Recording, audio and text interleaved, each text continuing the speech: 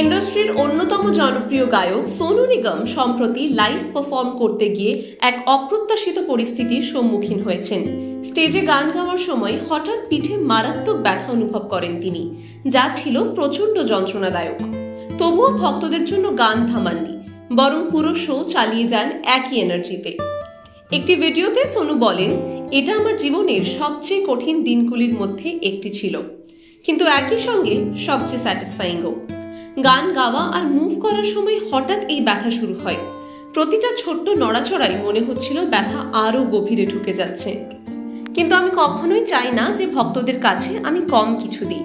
One of the most difficult days of my life, but very fulfilling. I was thinking कि गाते गाते झटका देते हैं गाते गाते हुए, that's also very, that can also trigger the spasm, but I managed it somehow. I never want to do less or give less when people expect so much from me. Oh yeah, so I'm glad this shaped up fine, but excruciating pain.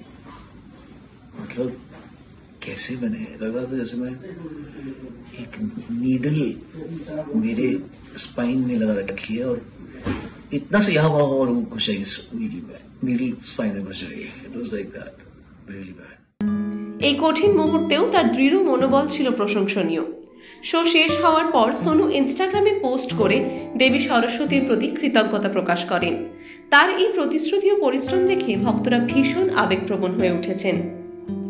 একজন ভক্ত comment করেছেন, আপনাকে কষ্ট পেতে দেখতেই পারছি না, কিন্তু আপনি যে এভাবে মাতিয়ে রেখেছেন, মাই গড, আপনি সত্যিই একটা মিরাকেল।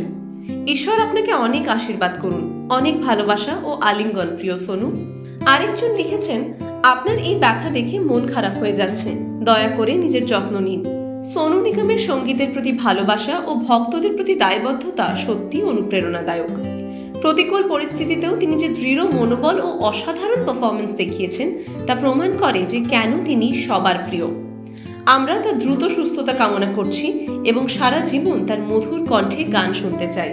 টাইমস নাও খবর।